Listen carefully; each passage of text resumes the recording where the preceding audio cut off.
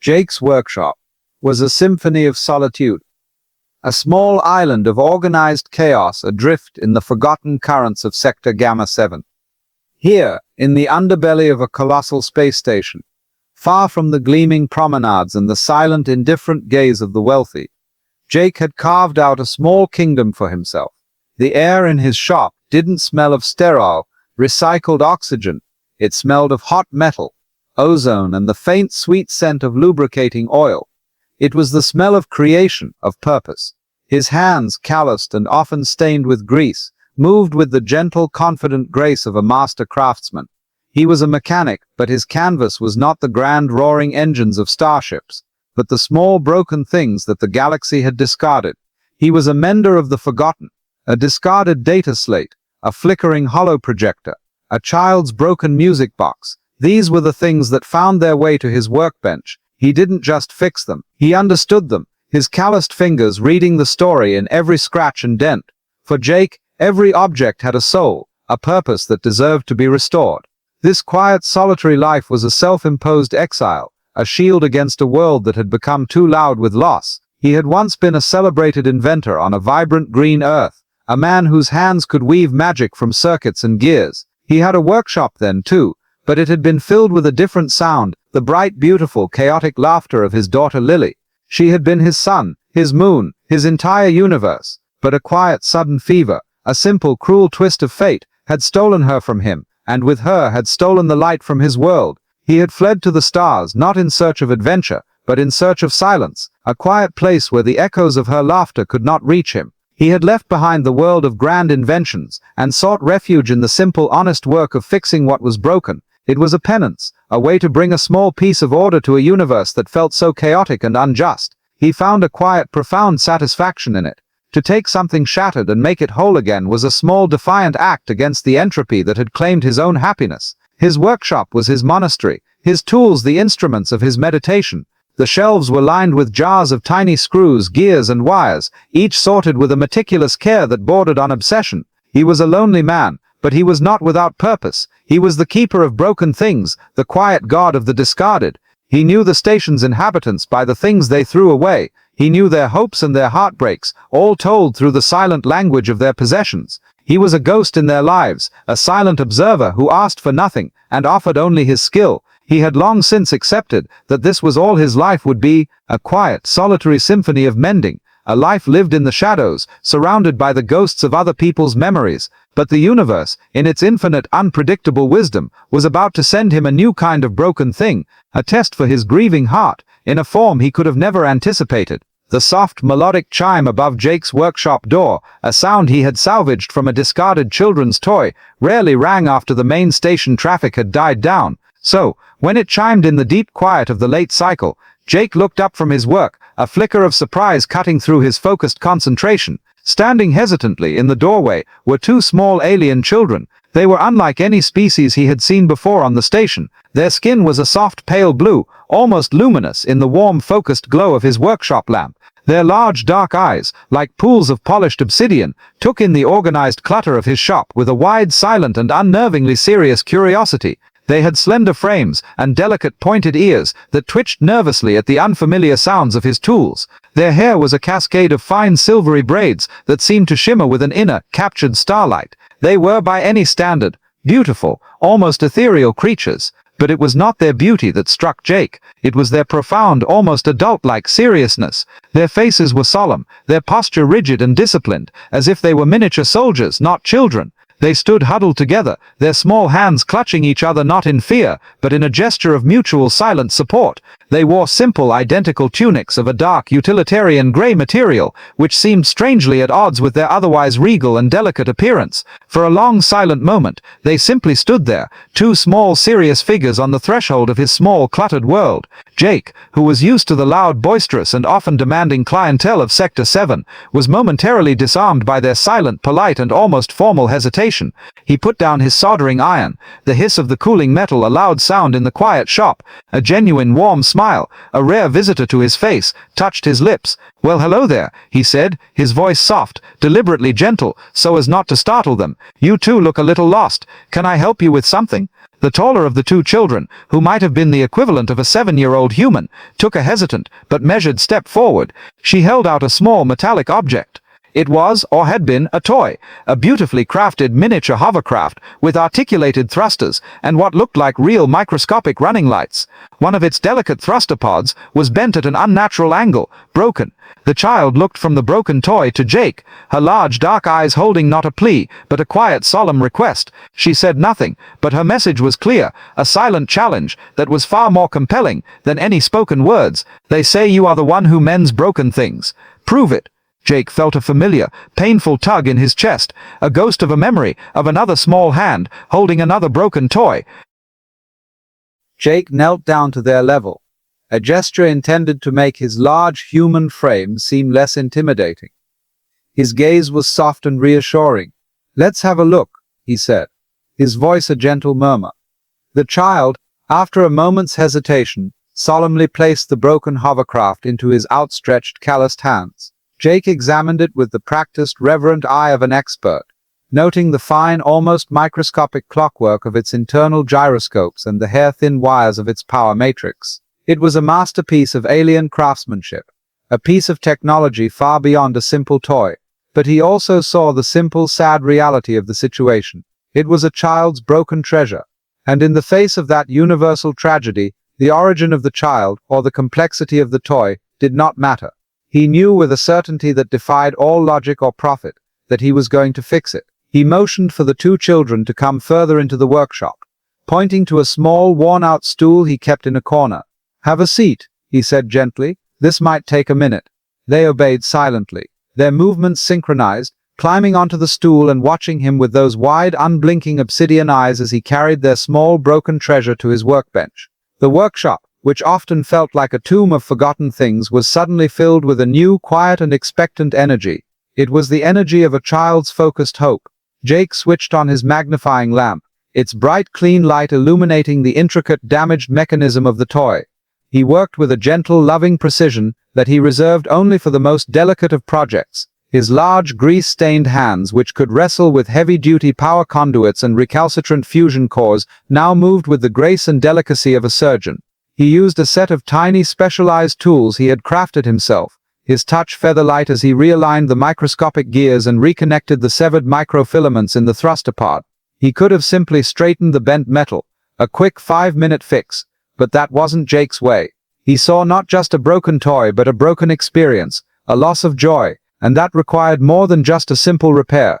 As he worked, he decided to add a little something extra, a small human touch of unnecessary beautiful magic. He found a tiny salvaged lumen crystal, no bigger than a grain of sand, and carefully integrated it into the toy's power matrix. It was a simple, almost unnoticeable addition, but one that would change everything. After nearly an hour of focused, silent work, he was finished. He held the hovercraft in his palm and gently pressed a hidden stud on its base. The toy's running lights flickered to life.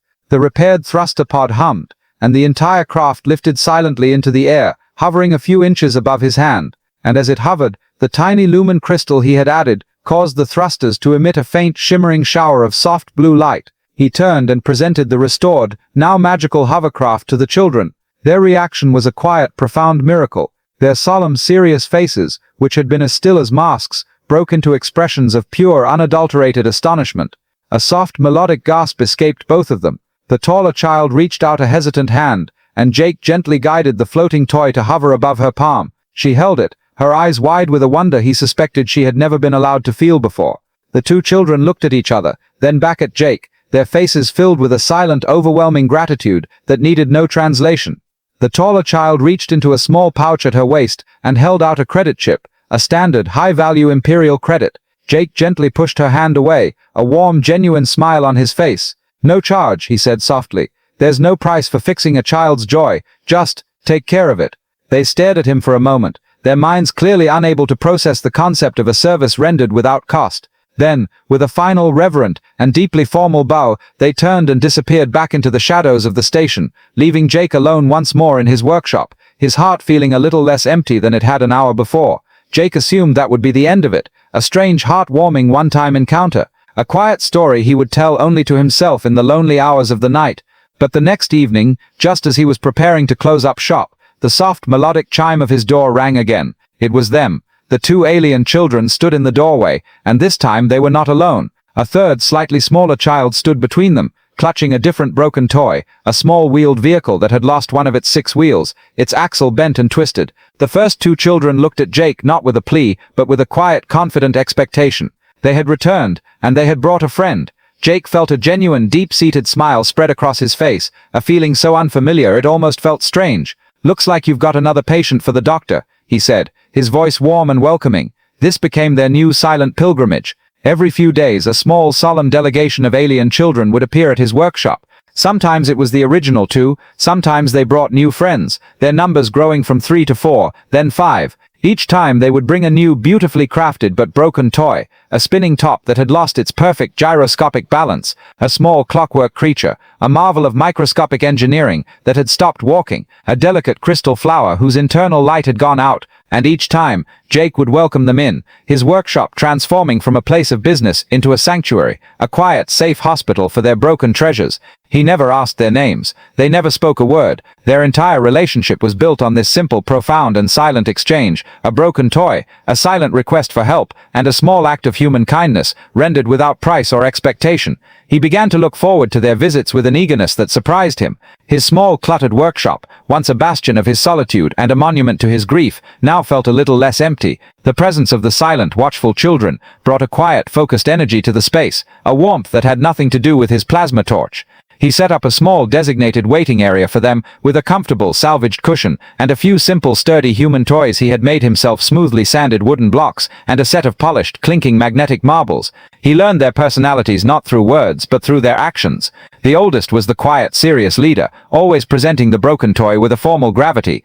The middle one was the curious and observant engineer, his dark eyes following Jake's every move, his head cocked in silent fascination, and the youngest was full of a bright, mischievous energy, her silvery braids often getting in the way as she tried to peer over his shoulder at his work. He began to think of them as his little ghosts, his silent ethereal companions in the lonely hours of the night. Their visits were the highlights of his week, small, bright sparks in the grey monotony of his life. He didn't know where they came from, or where they went after they left his shop. He didn't know why they were alone, and he didn't ask. He understood, on a deep, instinctual level, that their silence was a shield, a protection against a world he couldn't see, and he would not be the one to breach it. He was their keeper of broken things, their secret, human friend, and for the first time since he had lost his daughter, Jake felt a flicker of something he thought was gone forever, the simple, profound joy of being needed.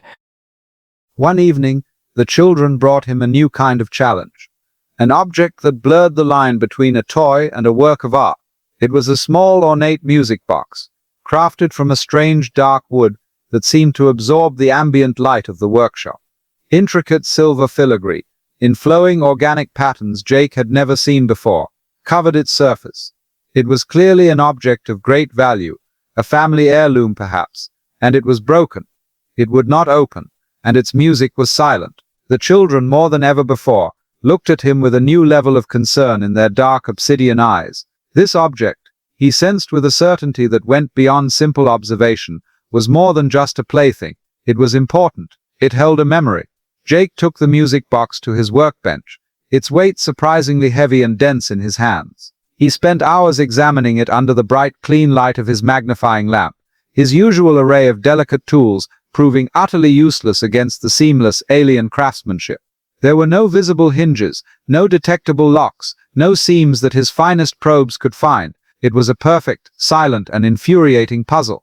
As he worked late into the night, long after the children had departed, with a silent, worried glance back, he found his thoughts drifting. He wasn't thinking about the mechanism anymore, but about the music that might be locked inside. He thought about his own daughter, Lily. He remembered the simple, tinkling melody of the small wooden music box he had built for her, the one she would listen to every single night as she fell asleep, her small hand clutching his. The memory was a sharp, unexpected pang of grief in his chest, a ghost he had tried so hard to keep buried. He remembered the melody perfectly. It was a simple, haunting tune, a lullaby passed down through his family for generations, a melody of quiet comfort and profound gentle sadness. Without thinking, his mind lost in the bittersweet ache of the past, he began to hum it. It was a low, quiet sound in the otherwise silent workshop, a sound meant only for him and the ghosts that shared his solitude. He hummed the simple 8-note melody, his heart aching with a love that had nowhere left to go.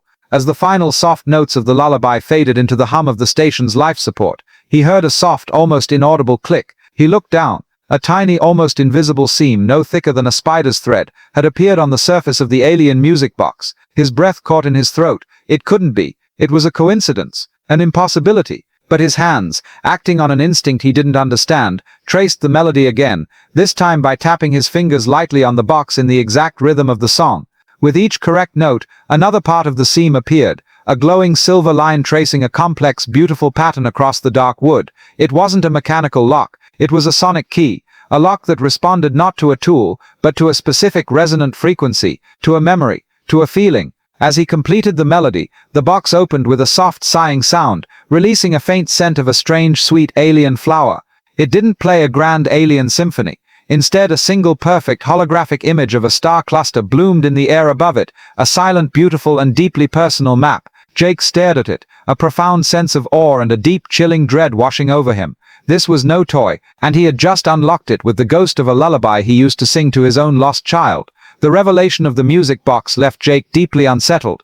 The quiet, simple, and predictable world he had so carefully constructed for himself was becoming increasingly complex, tinged with a sense of danger he could feel but not yet name. His relationship with the children, which he had cherished as a source of simple, uncomplicated joy, now carried a new and heavy weight. He was no longer just a mender of toys, he was a keeper of secrets, a silent accomplice in a mystery whose scale he was only just beginning to comprehend. He began to notice things he had been blind to before. The children's simple gray tunics, which he had initially dismissed as a uniform, were in fact made of a material that subtly shifted its texture and color in response to the ambient light, a form of low-level passive camouflage. Their movements, though childlike and often clumsy, were unnervingly silent and graceful when they chose to be. They were not just children, they were children who had at some point in their short lives been trained to be invisible. His unease grew when the whispers started in the station.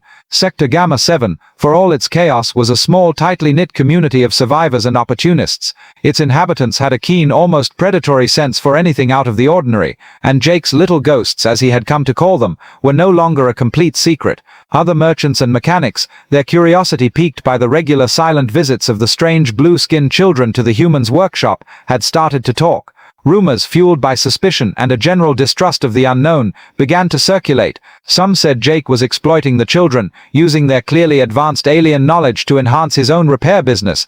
Others, with a more malicious bent, whispered that he was a smuggler, using the children as innocent-looking couriers for high-value illegal goods. The friendly, dismissive nods he once received from other shopkeepers were replaced by suspicious, sideways glances and conversations that stopped abruptly when he approached. The situation came to a head one evening, when a gruff uniformed officer from the station's security force, a man whose reputation for corruption was second only to his laziness, paid him a visit. He was a large, imposing man named Kovich, known for his blunt methods and his deep-seated xenophobic distrust of non-human species. "Carrick," he said, his voice a low, threatening growl as he entered the workshop, not bothering to wait for an invitation, his bulk filling the small doorway.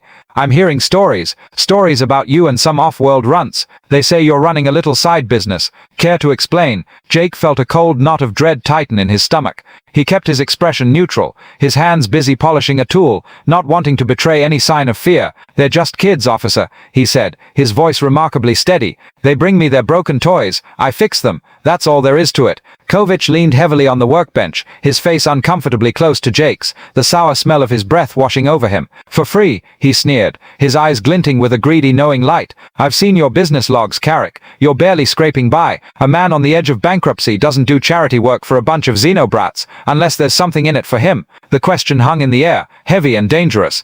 Jake knew that any answer he gave would be the wrong one. If he admitted his simple affection for the children, it would be seen as a weakness to be exploited. If he lied, it would be seen as a clear sign of guilt. "I like fixing things," Jake said simply, his voice flat. "It's what I do. The kids don't have credits. I'm not going to turn them away." Kovic stared at him for a long hard moment, his eyes searching for the lie. "These aren't just any kids," he said, his voice dropping to a low conspiratorial whisper. "They're unregistered. No official records, no diplomatic immunity. They're ghosts, and ghosts on this station have a way of causing a lot of trouble for anyone who gets too close. Stay away from them, Carrick. This is your only warning." With that final chilling threat, he turned and left, leaving behind a silence that was far more menacing than the one Jake was used to. Kovic's warning was a cold, hard line drawn in the dust of Jake's workshop. The station, which had once been his quiet refuge from the galaxy, was now beginning to feel like a cage, its walls of indifference and anonymity slowly being replaced by bars of suspicion and threat. He knew, with a weary certainty, what the officer wanted. A bribe, a cut of the imaginary profits Kovic believed he was making. Jake knew the smart thing to do, the safe thing to do, would be to heed the warning. He should turn the children away the next time they came, tell them he was too busy, that he couldn't help them anymore. It would be the logical choice, the final, pragmatic act of a survivor who had learned long ago that the universe did not reward kindness. But when he thought of their large, silent, trusting eyes, he knew with a certainty that defied all logic, that he couldn't do it.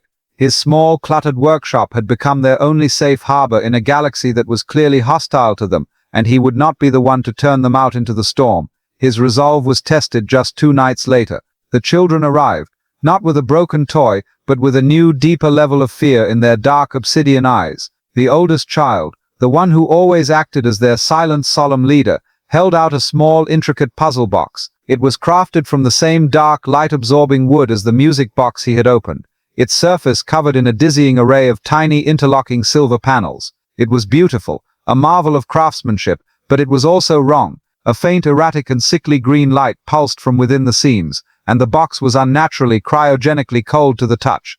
The child looked at Jake, then at the box, and made a single desperate and utterly chilling gesture, a sharp, cutting motion of her hand across her own throat. Jake understood immediately. This wasn't just broken, it was dangerous. He took the box, his fingers recoiling from its icy, vibrating surface. He carefully placed it on his diagnostic scanner, a piece of advanced equipment he had built himself from salvaged high-end parts. The screen immediately lit up with a cascade of alarming red line readings. The box was emitting a low-level but highly unstable quantum energy signature. It was a power source, a miniature singularity core, but one that was failing, its containment field collapsing, on the verge of a catastrophic overload. It was, in effect, a small, intricate, and very elegant bomb, powerful enough to vaporize his entire workshop and a good portion of the sector along with it. His blood ran cold. This was not a toy. This was a weapon, or at the very least, a piece of restricted military-grade technology, and it was in the hands of children. He looked at them, a new terrifying understanding dawning in his mind. They weren't just runaways. They were refugees, fleeing from something or someone far more dangerous than a corrupt station security officer,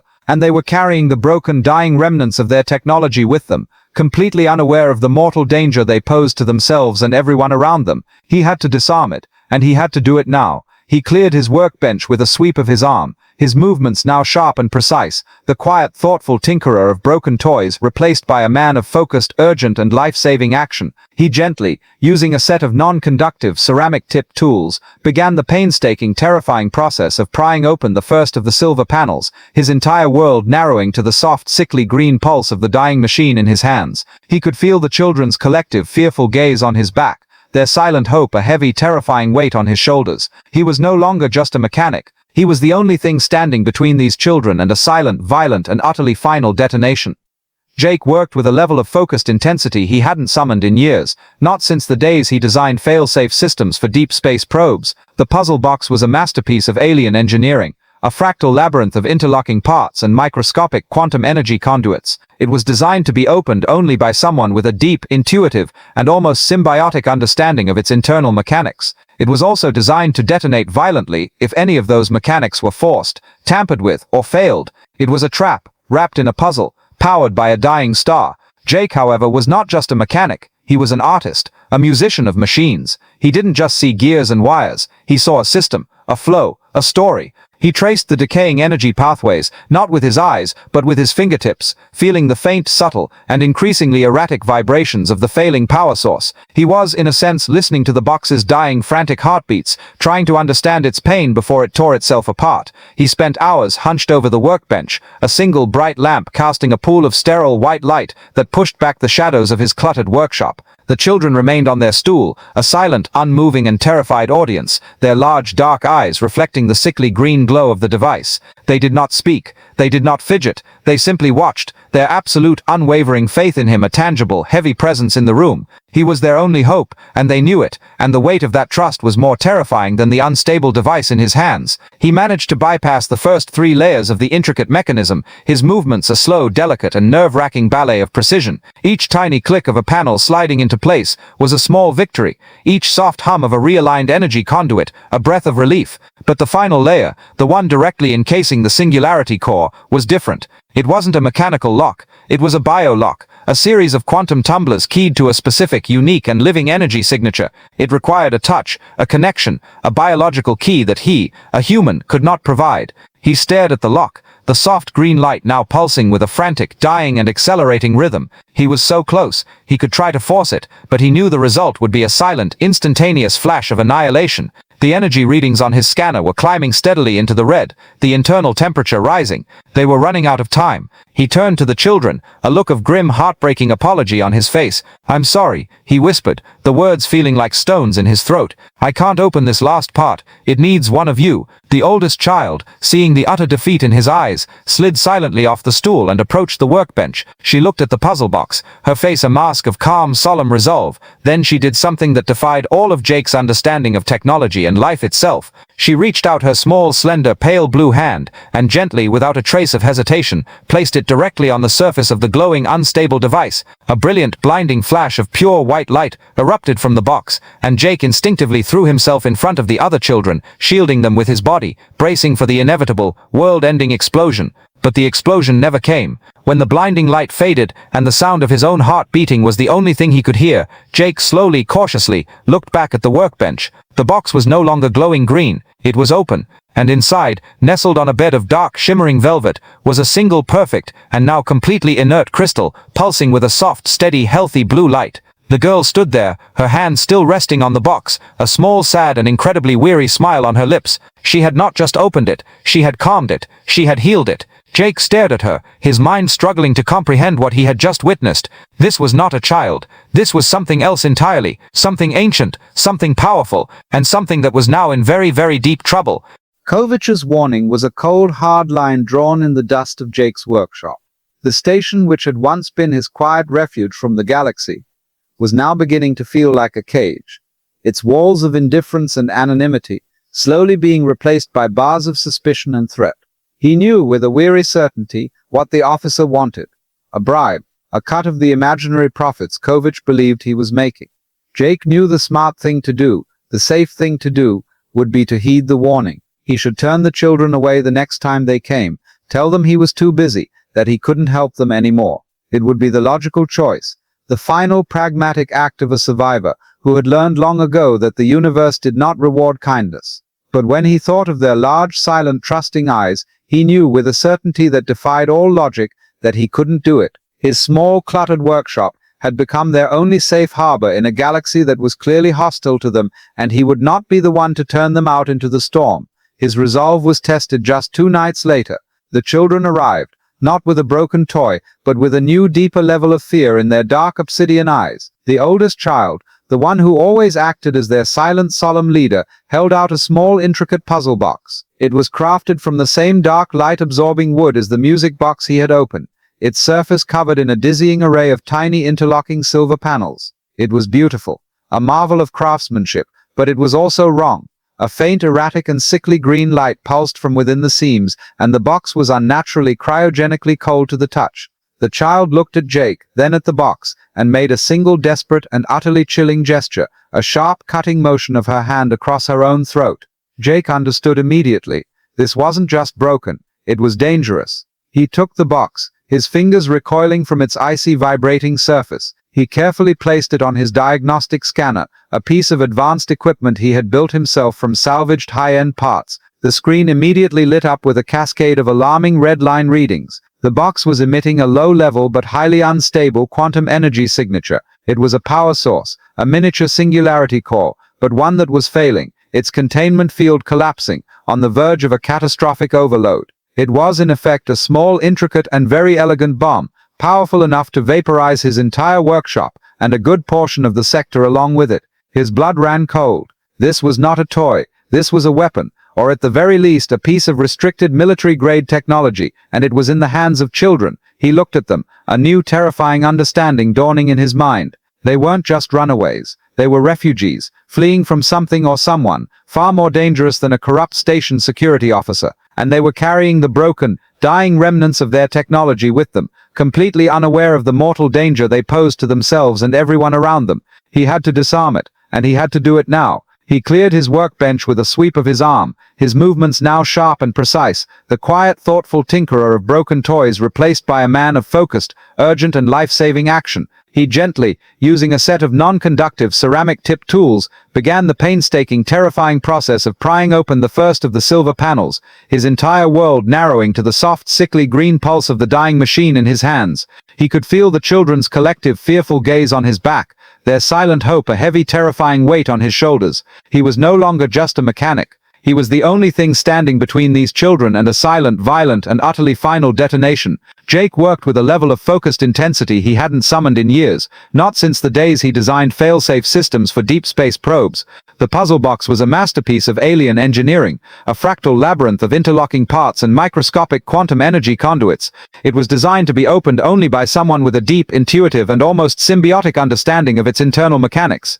It was also designed to detonate violently if any of those mechanics were forced, tampered with, or failed. It was a trap, wrapped in a puzzle, powered by a dying star. Jake, however, was not just a mechanic. He was an artist, a musician of machines. He didn't just see gears and wires. He saw a system, a flow, a story. He traced the decaying energy pathways, not with his eyes, but with his fingertips, feeling the faint, subtle, and increasingly erratic vibrations of the failing power source. He was, in a sense, listening to the box's dying, frantic heartbeats, trying to understand its pain before it tore itself apart. He spent hours hunched over the workbench, a single bright lamp casting a pool of sterile white light that pushed back the shadows of his cluttered workshop. The children remained on their stool, a silent, unmoving and terrified audience, their large dark eyes reflecting the sickly green glow of the device. They did not speak. They did not fidget. They simply watched, their absolute, unwavering faith in him, a tangible, heavy presence in the room. He was their only hope, and they knew it, and the weight of that trust was more terrifying than the unstable device in his hands. He managed to bypass the first 3 layers of the intricate mechanism, his movements a slow, delicate, and nerve-wracking ballet of precision. Each tiny click of a panel sliding into place was a small victory, each soft hum of a realigned energy conduit a breath of relief. But the final layer, the one directly encasing the singularity core, was different. It wasn't a mechanical lock, it was a bio-lock, a series of quantum tumblers keyed to a specific, unique, and living energy signature. It required a touch, a connection, a biological key that he, a human, could not provide. He stared at the lock, the soft green light now pulsing with a frantic, dying and accelerating rhythm. He was so close, he could try to force it, but he knew the result would be a silent, instantaneous flash of annihilation.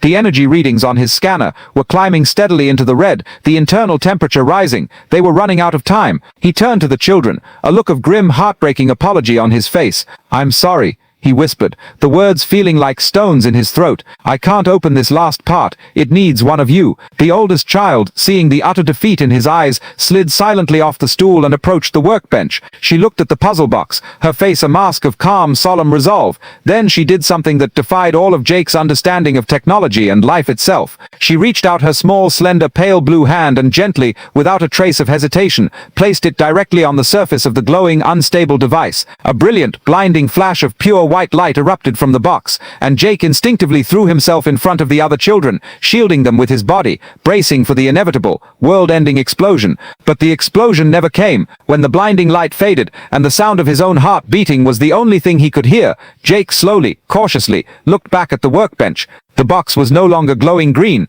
it was open, and inside, nestled on a bed of dark, shimmering velvet, was a single, perfect, and now completely inert crystal, pulsing with a soft, steady, healthy blue light. The girl stood there, her hand still resting on the box, a small, sad and incredibly weary smile on her lips. She had not just opened it, she had calmed it, she had healed it. Jake stared at her, his mind struggling to comprehend what he had just witnessed. This was not a child. This was something else entirely, something ancient, something powerful, and something that was now in very, very deep trouble. The impossible, silent act of healing hung in the air of the workshop, a miracle that defied every known law of physics and engineering. Jake stared at the girl, then at the now stable crystal, his mind a whirlwind of unanswerable question. Who were these children? What was this incredible life-affirming power she possessed? But he had no time to ponder the mystery. The brilliant flash of white light from the puzzle box, though contained within the shielded walls of his workshop, had not gone unnoticed. A sudden, heavy, and brutally percussive banging on his workshop's main door made them all jump. "Security! Open up, Carrick! We have a report of an unauthorized high-energy discharge." It was Kovich's voice, the gruff, menacing, and now triumphant security officer. He had been watching. He had been waiting for an excuse. Jake's heart hammered against his ribs. He was trapped. There were alien children in his shop, along with a piece of advanced and clearly restricted alien technology that had just sent out a massive energy spike. There was no explanation he could give that wouldn't end with his immediate arrest, and the children being taken away, likely to a cold, sterile lab for dissection. He looked at the children, their faces, which had for a moment held a flicker of hope, now once again masks of pure, silent terror. He had to do something. He had to get them out. His mind, sharpened by years of navigating the station's forgotten grimy corners, raced through the possibilities. The front door was blocked. The back alley would be watched. But there was one other way, a small, illegal, and very dangerous maintenance hatch he had installed himself years ago, hidden behind a false reinforced panel in the floor. It led down into the station's primary waste recycling and plasma conduit system. It was a filthy, hazardous, and almost certainly lethal route, but it was their only chance. "This way," he whispered, his voice urgent, the sound barely audible over the renewed pounding on the door. He pulled back a heavy oil-stained rug, revealing the hidden seamless hatch. "Go. Now, follow the main conduit until you reach the lower-level transport hub. Don't stop. Just disappear." The oldest girl looked at him, her dark obsidian eyes filled with a profound, heartbreaking gratitude and a new, terrible sadness. She knew, as he did, that this was goodbye. She and the other children scrambled into the hatch, their small, silent forms vanishing one by one into the darkness below. The oldest was the last to go. Before she disappeared, she pressed a small, smooth, and strangely warm metallic object into his hand. Then she was gone. Jake sealed the hatch and replaced the rug just as the main door to his workshop splintered and burst open from the force of a battering ram. Kovich and two other heavily armed security officers stormed in, their weapons raised, their faces lit with cruel predatory smiles. The workshop was empty save for Jake, who stood calmly by his workbench, his hands raised slowly in a universal gesture of surrender.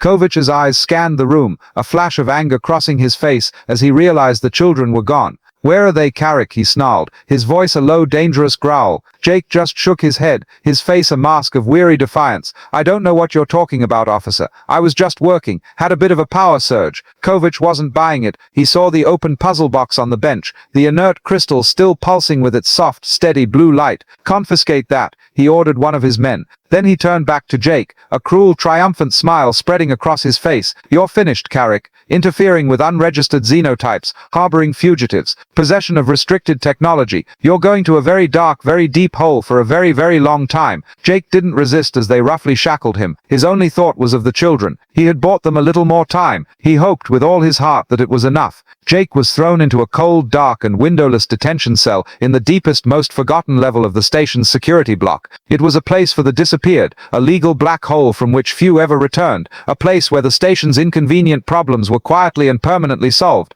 Days bled into a timeless gray twilight, the only light a dim humming strip on the ceiling that never went out. He was interrogated, not with physical violence which would have been a mercy, but with a cold, relentless, and soul-crushing psychological pressure.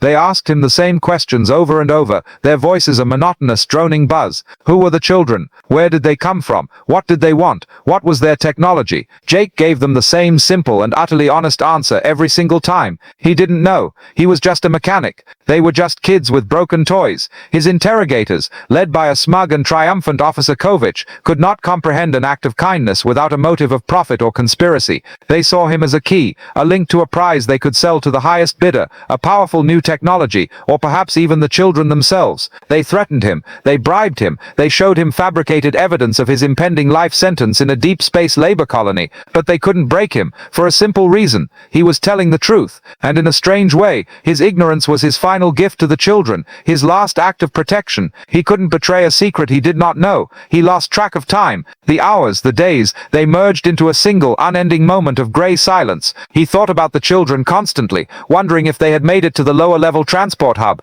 if they had found a ship, if they had managed to disappear back into the vast, uncaring galaxy. He hoped they were safe. The memory of them, their silent, trusting eyes, their solemn, serious faces, the impossible miracle of the healing light, was the only thing that kept the crushing, suffocating despair of the dark, silent cell at bay. He clutched the small, smooth object the oldest girl had pressed into his hand before she had disappeared.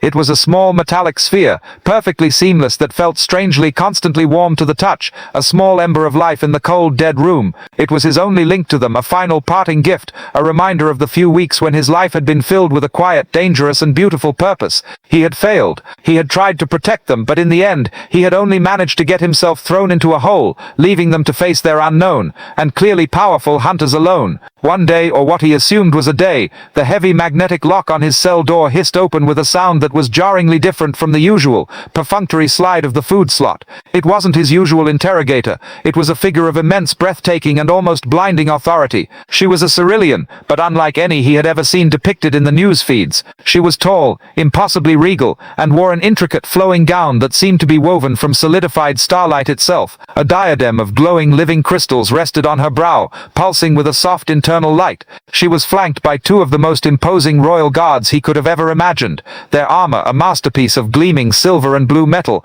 their presence a silent, deadly promise. But it was her face that made his breath catch in his throat. It was the same pale blue, opalescent skin, the same delicate pointed ears, the same large, dark obsidian eyes. It was the face of the children, aged to a perfect, timeless beauty, and filled with a profound ancient wisdom and a deep soul-crushing sorrow. "I am Empress Zixlia," she said, her voice a melody of pure, regal authority, translated by an unseen, flawless device. "And you are the human known as Jake." Jake, still weak and disoriented, could only stare, his mind struggling to connect the impossible dots. "The children," he whispered, the words a dry, desperate rasp. "Are they safe?" The Empress's perfect, regal composure seemed to crack for a fraction of a second, a flicker of raw, unrestrained maternal pain in her eyes. "They are," she said, her voice softening almost imperceptibly. "Thanks to you." She held out a delicate four-fingered hand. "You have something that belongs to my daughter." Jake looked down at the small, metallic sphere in his hand. He slowly, hesitantly held it out to her.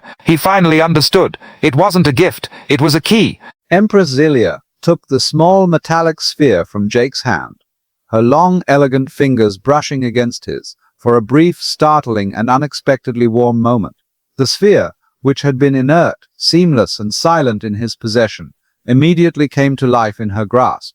It unfolded, its metallic surface peeling back like the petals of a blossoming flower, revealing a glowing, crystalline core.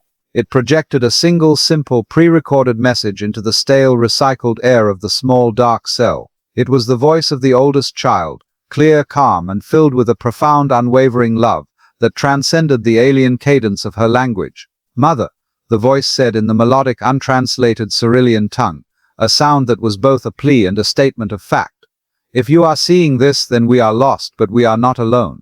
We have found a friend, a human. He is a keeper of broken things, and he has a kind heart. Trust him." The message ended, and the holographic flower folded back into a silent metallic sphere. The Empress closed her eyes for a long, heavy moment, and a single crystalline tear, shimmering like a captured star, traced a slow, silent path down her pale blue cheek. The display of emotion, so raw, so real, and so utterly out of place for a being of her stature, was more powerful than any show of imperial might. When she opened her eyes, they were filled not with the cold, calculating authority of a ruler, but with the boundless, heartbreaking gratitude of a mother who had found what she had lost. "For 3 standard years," she said, her voice a soft, pained whisper that seemed to fill the small cell, "I have been searching for them. Since the coup, since they were smuggled off the homeworld for their own safety. We had lost all trace, every lead went cold, we believed them to be gone forever. Until this signal, this message of hope that you, a human mechanic in a forgotten sector, somehow reactivated, led us here. She explained the story in a rush of controlled but deeply emotional words, the dam of her royal composure finally mercifully breaking. Her children, Prince Kael and Princess Lyra, the twin heirs to the Cerulean throne, were the last of the royal bloodline. A traitorous, power-hungry faction within her own court, led by her own brother, had staged a bloody coup. The children had been sent into hiding with a loyal guardian, their true identities shielded by the most advanced cloaking technology in the galaxy, their own memories partially and gently suppressed to protect them from the psychological trauma of what they had witnessed. The puzzle box Jake had so miraculously fixed was not a power source, it was a distress beacon, a quantum-entangled device designed to send a single, untraceable pulse across the galaxy if, and only if, its biolock was ever opened by a member of the royal family. The children, in their desperation and their deep instinctual trust, had brought it to the only person they believed could mend broken things. You did not just fix a toy human, the Empress said, her voice now thick with an emotion so profound that Jake could feel it in his own chest. You relit a star that we thought had gone dark. You gave me back my children. She turned to the stunned, terrified security officers who had followed her into the cell block. This man, she declared, her voice now ringing with the full, undeniable and terrifying authority of an empress, is no prisoner. He is a royal friend of the Cerulean Empire. He is under my personal, absolute protection. Release him. See to his every need. He is to be treated with the highest honor this station can afford. Kovich and the other officers, their faces pale with a mixture of shock and a dawning mortal terror at their own monumental mistake, scrambled to obey. Jake, his mind still reeling from the impossible, galaxy-spanning story he had just heard, was gently, reverently helped to his feet. He was no longer a prisoner, he was the hero who had accidentally saved an empire, all because he had been kind to a few lost children with broken toys. Jake's release from the detention cell was as surreal and disorienting as his imprisonment had been.